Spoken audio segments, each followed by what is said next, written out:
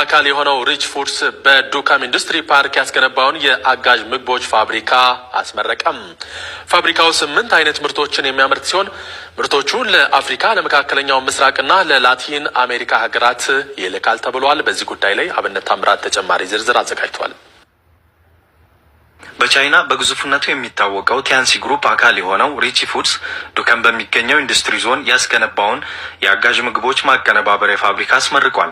በአፍሪካ የመጀመሪያ የሆነው ይህ ፋብሪካ በ4722 ስኩዌር ካሬ ሜትር ላይ የተገነባ ሲሆን 4 የምርት ሂደቶችን ተከትለው የሚያመርቱ 37 አውቶማቲክ ማሽኖች ተተክለውለታል። የአጋዥ ምግብ ማቀነባበሪያ ፋብሪካው 8 አይነት ምርቶችን የሚያመርት ሲሆን ምርቶቹን ወደ አፍሪካ፣ መካከለኛው ምስራቅና ላቲን አሜሪካ ሀገራት ይልካል ነው የተባለው።